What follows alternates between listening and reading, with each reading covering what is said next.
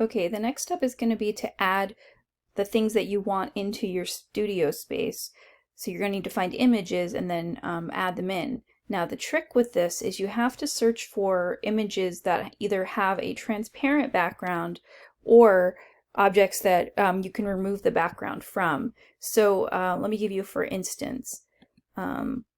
Let's say I want to grab one of these nice chairs for my creative space for when I need to be sitting and thinking. I'm gonna go ahead and open this in a new tab, and then I'm gonna go ahead and save this image as and I'm gonna drag this into my studio space. But what I want you to notice is if I do this, there's a white background, so we don't want that for this assignment. So an easy way to fix that is to use a background removal tool. So I've linked to one in the on the assignment on Google Classroom. So it's called Removebg, and all you have to do is drag the photo to this website right here, and it will remove the background for you.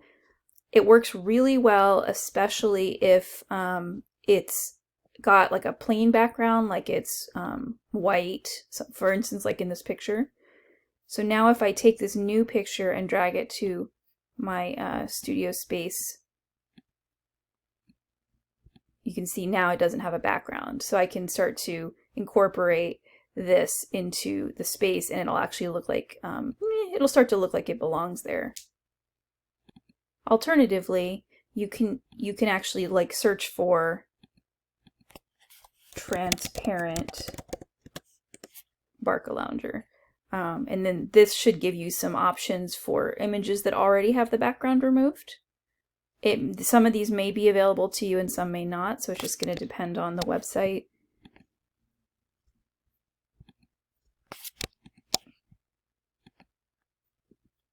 Let's see if this one actually works.